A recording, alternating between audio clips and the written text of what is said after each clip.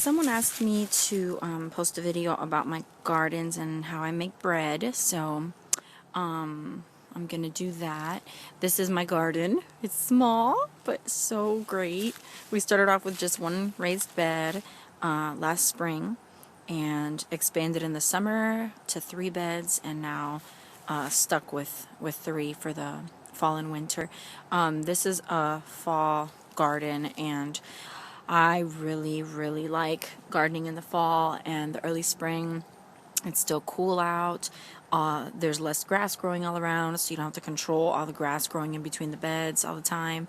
And less bugs, actually no bugs, at least not right now in the fall and winter. And there's all the leaves in the beds really serve as good weed control, so it's pretty cool. I started off with greens last year for my first garden. It was early spring, so it was still cool, so I did the cool weather crops like this, and I really think that this is the way to try your first garden, not in the summer. I think summer can be very discouraging. I did try some seed for the first time this time around. This is my third garden, and it's actually doing pretty well, except for my lettuce here. This is doesn't seem very happy. It's growing small. This is oregano. I've had that for about a year now, and it's doing beautifully. This is all kale. I started this from seed, and it's looking wonderful and happy. And that's the same lettuce. It doesn't seem very happy. I guess it may not grow very well. This is all broccoli and cauliflower. And I've done broccoli before, but not cauliflower. It is supposed to be a lot further spaced out than I have it. And I just took a chance and just to see what happens. And that's the thing with gardening. You never know. You know, if you make a mistake, you just learn for next time. But seems to be working a little bit. There's tiny little broccoli rosettes coming in, so that's exciting on all of them, really. So that's really exciting. They might be bigger if I had spaced them out more, but you know, like I said, I'll just do it differently next time. I just wanted to try it out. So these were starter plants because I got the seeds too late. And I've got some red leaf lettuce over here, and it is happy as can be. It's so great to come down from your kitchen, pick a few leaves of lettuce, and make a salad for your family, I gotta say. And this is all spinach, which I started from seed, and it is very happy. This is rosemary and cilantro. I'm sorry, rosemary and parsley. My cilantro died, and so did my basil. And the rosemary, as you can see, is very healthy. But I don't know if it'll survive through the winter. I probably need to take it inside. But this is just so fun and so much. It sounds so much more overwhelming than it actually is, especially if you try a cool season. The hot seasons are a little more challenging and discouraging because there's so much grass, so much heat, and so many bugs, and it's just really hard to maintain, especially if you want to go all organic with no pesticides, because you have to come on here and literally physically pick the bugs off your plants. And I mean, I used to come like twice a day before the sun was in full beam, and then at night right after sunset, because that's when the bugs come out. They don't want to, you know, be on there while the sun's out. And we've also got some 2 blueberry bushes that we planted this year. They're still tiny. You can't even see them. Hopefully by next year they'll be big and producing blueberries. And that's our garden. It's been a fun experience. And like most things in nature, you think, oh, I have to do so much. I have to do so much. And then it just really takes care of itself. You just do a little bit to help it along, and it just does its thing because it is nature. It's the natural way. So I would encourage people to definitely look into raised beds. Is awesome for weed control, and we our soil is not very rich, so we got some compost from the local energy company. They sell you a truckload for $20, and it's amazing. They made the compost. My garden, all of them have been such a success. All my stuff has been so happy and grown so well, and we're eating from our backyard. We know exactly where our food's coming from, all organic. You know, it's just a really neat way to eat. So I hope that's enough information. If you have any more questions, please leave them. I hope that was helpful, and I hope you try some bread at home. Enjoy. They're ready, and Usually I pack them, of course I'll have one now because they're hot and delicious, and the best way is with some coconut oil, almond butter, and honey. It is to die for. Then I usually freeze them, and bread is incredible in the freezer because you just can thaw it out or defrost it in the microwave and they taste fresh. If you leave them out, they get hard, so it's just better to freeze them. So I divide it 4 times and make 16 rolls. You can do 8 rolls if you want. Just roll them into balls, and I coat my hands with coconut oil instead of more flour because I feel like it keeps the dough more moist and fluffy versus more dense. So the dough was ready about 10 minutes ago. I punched the air out and let it rise another 5-10 minutes, and now I'm gonna mold it into rolls and put it in the oven, 350 for like 25 minutes. All the dry ingredients, the 3 flour blend plus the yeast goes on top of the water, oil, honey, and salt. And you just press the button and walk away. Joel, baby. Now I take a cup of bread flour, 2 cups of wheat flour, and 2 cups of rye flour, and 3½ of the yeast, and I just make sure it's all well blended. Joel, hold on. I make sure that it's all blended. Next is a 1/3 cup, and I get local honey from the farmer's market. It's really beneficial for allergies because the bees are making it with the local pollen, the local nectar, so it's really cool. It helps you grow immune to all the pollen that's local in your area. So there's the coconut oil after it's melted. Just throw that in there. This is extra virgin coconut oil for anyone who's never seen it. It's firm. That's why it works so nicely as a butter spread. I just scoop it out and melt it in the microwave until I have 1/3 of a cup. If you decide to use a bread machine, I think the sequence of the ingredients is important. I usually start with the water. That's 1.5 cups, and then 2 teaspoons of salt. I use a bread machine for my for the whole kneading and rising process. I just put it on the dough setting, and it kneads the dough for me, lets the dough rise in here, and when it's done, then I make rolls and put them in the oven at 350 for about 25 minutes.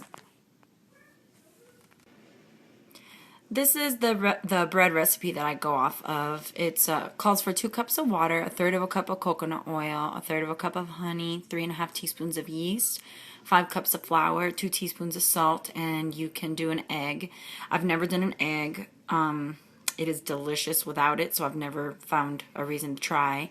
Now with the wheat and rye blend that I do, I have found that 1.5 cups of water works better with that. I do think depending on what blend of flours you use, the water to flour ratio is going to change from blend to blend. So this one, I think if you're doing hard white wheat or hard red wheat with soft white wheat, 2 cups should be good. But with the rye and wheat, 1.5 cups is just worked really well, and I think it was way too watery when I did it with 2 cups. Before I show you how I make my bread, I wanted to talk about the health benefits of whole grains. I do buy wheat berries in bulk from a company called Azure Standard. That's AZURE standard.com. And they are based in Oregon. They have a truck that comes to my town once a month, and I order 25 pounds of wheat berries. Not once a month. They last a good 4 or 5 months for me. But those are milled into flour. And I do buy wheat berries and rye berries, so I do a blended flour for my bread. But I use my wheat flour for everything: pancakes, waffles, bread, tortillas. If I'm making vegetable pot pie, I use that as the thickening agent for the filling. You know, I use it for anything that you would use flour for. I use my home milled wheat flour for it. So I wanted to say that, and I wanted to say that whole grains are a huge benefit to our diet, and I think that people just don't know enough about them and don't understand how essential they are in our diet to make sure that they're incorporated. And I think that we're so used to the refined, processed white flour that we grow a taste for that and think that all the nutty, hearty stuff doesn't taste good, because whole grains have a nutty and hearty flavor, texture. That's just the way they are. But once the bran and the germ is removed, you're left with this white, thin powder. Actually, it's not white, it's like a beige, yellowish color, and then they let it sit out for 2 weeks, or they bleach it so that it would become white. But the longer you leave wheat or any whole grain, once the null is cracked, or the hull is cracked, that's when it begins to oxidize, and that's when all the nutrients begins to escape. So ideally, you want to scoop out your wheat berries, mill them, and make your bread, you know, because that's when they're going to be the most nutritious, is right away. But if you mill your flour somewhere else, you can put it in the freezer, and the nutrients is, you know, escaping, but at a much slower rate, and it lasts a good 2 weeks in the freezer. So that would be the next best thing to do if you don't have a mill right there where you can mill and bake right away. But when you're eating white flour, yeah, it tastes good. Yeah, it's fluffy and soft and just unlike anything. You're just used to it, and really it is missing the fiber and the germ that is so beneficial to you in whole grains, and it's completely depleted of nutrients. There's nothing that it has to offer you whatsoever. So it's empty calories, plus when you mix it with water, you would have to handle dough from freshly milled wheat berries to understand. I bake bread for the last 5 years. I've been making my bread. I started with white flour, thinking white flour is not better than wheat, but at least I know what's in my bread. It's just flour, water, oil, sugar, salt, and yeast. So at least I know what's in it. So that's better than buying the white bread from the store and making white bread at home. Well, I haven't made white bread in years now. I've been milling my flour for a couple years now. And the other day my husband said, man, make some white bread. I miss it. So I made some. And when I was handling the dough, it was like plastic. It felt so synthetic. It felt so weird, just like fake plastic stuff. And it has a longer shelf life than a whole grain flour does, because the bacteria doesn't want to eat it. It's filled with processed chemicals if it's been bleached. If it hasn't been bleached, then it's just been let to sit out for days and days and days until it's completely white. It has nothing to offer bacteria, so they don't touch it. So why would we want to consume something that can sit on the shelf for months and months and months, not go bad? The bacteria doesn't want to eat it. Why would we want to eat that? It sounds, it just doesn't make logical sense. So, yeah, I just wanted to say that and encourage people to try some whole grains. And I'll just give you a few examples: wheat, rye, barley, oats, quinoa, millet, organic corn, rice, brown rice, spelt, buckwheat. These are all great grains, and they're filled with so many vitamins and minerals and protein and fiber. It's just good food, good food, and we're missing it in our diet. It's really, really sad. So expand your diet and try grains. Try them. They're delicious. They're nutty, and they have such a good texture and flavor. I love them. And I wanted to say,